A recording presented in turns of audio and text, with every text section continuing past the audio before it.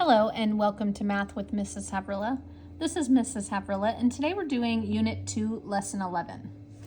In this lesson we continued to represent the area of a rectangle with side lengths that are fractional, but today we introduced fractions that were greater than 1.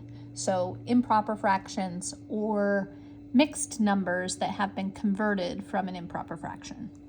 We're going to be doing that in today's homework sheet. And one of the things that students were asked to do in school today was to shade in the correct portion for all of their pictures. As you can see, I've sort of shaded them in here. And that's because we've been having a problem with our printer not actually printing any of the shaded portions. So all students should have shaded in that portion at school. Now, if they did not do that, hopefully they can look at the video and shade in the correct amount. So we're going to go ahead and get started with number 1. In number 1, it wants me to write a multiplication expression and then to find the area of these shaded regions. I know that in order to do either of those, I need to start by finding the length and the width.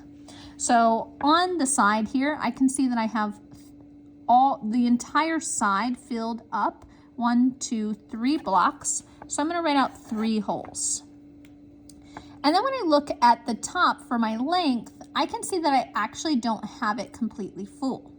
So I'm actually going to write this as an improper fraction instead of a mixed number, just because that's going to make it a little easier for me to multiply. So I'm going to count 1, 2, 3, 4, 5, 6, 7, 8, 9, 10, 11, 12, 13. So I have 13, and those pieces are the size of 1/3. Why? Because when I look at this one box is split into 3 pieces, which means each of the 3 pieces is the size of 1/3. So my denominator is 13/3. If I were doing that as a mixed number, I would count how many whole boxes there are. There's 1, 2, 3, 4 whole boxes. And there's 1 box with only 1 shaded in out of the 3. So my fraction would be 1 out of 3. I can then check that by doing 4 times 3 is 12. 12 plus 1 is 13. 13/3. Now that I have my length and my width, I'm going to go ahead and multiply. So 3 times, and I'm going to do 13/3. To do that, I know that my denominator is going to stay the same at 3, and I'm going to multiply 3 times 13, which I can decompose into 3 times 10 to get 30, and 3 times 3 to get 9, and I'll add 30 plus 9 to get 39. And then to convert that into a mixed number or whole number, I'll divide. So 39 divided by 3, and I know that that is going to be 13.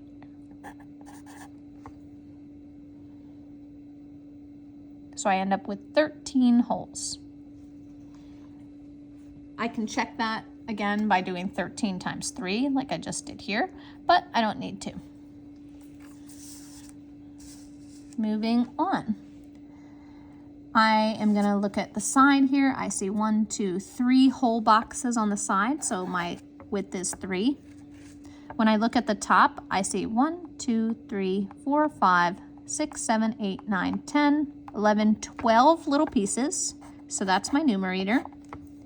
And then my denominator, I'm going to look at 1 box and count how many there are. 1, 2, 3, 4, 5. So my denominator is 5, 12/5. That is equal to the mixed number 1, 2, and 2 out of 5, 2/5. All right, now I'm going to go ahead and write out my equation. 3 times 12/5. And I can know that my denominator is going to stay the same. And I'll just do 3 times 12, which is 36. Once I do that, I can convert. I know that 36 divided by 5 is 7. and 1/5. And I can check that. I know this is true because 7 times 5 is 35, and 35 plus 1 is 36, 36/5. Flipping onto the back. Now this one's really important that you've shaded in the correct amount here, because we are going to be matching all of these equations that apply to this picture. So we're going to go through it one at a time. I'm going to start by just sort of looking at, what do I see? Well, I can see on my picture that I have 4 holes on the side.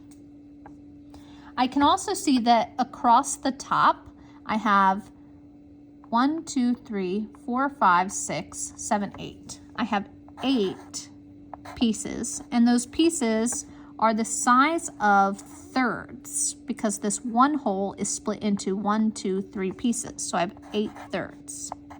And 8 thirds is also equivalent to 2 whole boxes and 2 leftover 2 thirds.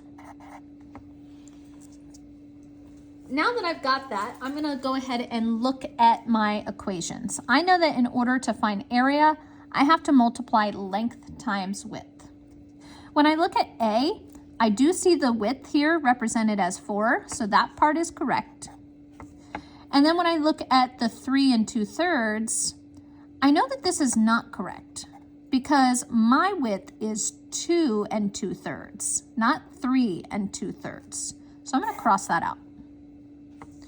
Looking at B, my length here, 8 thirds, is the length that I have up here, 8 thirds. So that part's right. And then my width is 4, and here the width is 4. So this one is correct. I have the length and the width represented.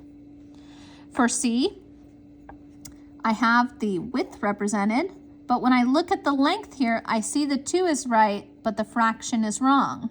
I should have 2 thirds, and they wrote 1 third. So C is not correct. I'm going to skip D for now, and I'm going to go straight to E. When I look at E, I see that the width is correct with 4, and I see that the length is also correct. I have 2 and 2 thirds. So that means E is correct. All right, let's go back to D. In order to know whether or not D is correct, it looks like I'm going to have to actually multiply. So I'm going to take my length times my width, that 8 thirds times 4, and I'm going to write it out here. Or sorry, 8 thirds times, ooh, that looks terrible, times 4. In order to multiply a fraction times a whole number, I multiply numerator times whole number, 8 times 4. 8 times 4 is 32. And then the denominator stays the same, it stays 3. So I have 32 thirds. And when I look at D, I can see that that is the answer. So D was also correct. Now for my actual area, I'm going to take that 32 thirds and I'm going to divide it. 32, I say 32 thirds and I write 32 halves. There we go, 32 thirds. And I'm going to divide it. 32 divided by 3. I know that 3 can go into 32 10 times because 10 times 3 is 30. And then to get to 32, I need 2 more. So my fraction is going to be 2 thirds. I can check that. 10 times 3 is 30. 30 plus 2 is 32. 32 thirds. My area is 10 and 2 thirds. Moving on to my fluency practice, I need to decide if these statements are true or false. First, I have 15 divided by 4. If I were to write that as a fraction, my 15 would become my numerator, my 4 would become my denominator, and I get 15 fourths. On this side, I have 15 times 1/4. So I multiply whole number times numerator to get 15, and my denominator stays the same, 15 fourths. That means A is true. For number 2, I already have an improper fraction here, so I'm going to go ahead and solve here. I have whole number times numerator, 5 times 3 is 15. And the denominator of 4 is going to stay the same, 15 fourths. That is equal, so I'm going to circle true. For my next one, I know that 15 divided by 4 is the same as 15 over 4, 15 fourths. And it says that that's equal to 15 and 1/4. And that's not true at all. If I were to convert 15 fourths into a mixed number, 4 can go into 15 3 times. And then I have 3 left over. So it would be 3 and 3/4, which I can then check. 3 times 4 is 12. 12 plus 3 is 15. 3 and 3/4 is not equal to 15 and 1/4. So this one is false. And then last, I have 15 divided by 4 equals 3 and 3/4. And I already know, looking at C, 15 divided by 4 is 15 fourths. And then when I converted it into its mixed number, it equaled 3 and 3/4. And I can check it. 3 times 4 is 12. 12 plus 3 is 15. 15 fourths, which means this one is also true. And that's all I have for today. So be sure to check in again next time for help with your homework.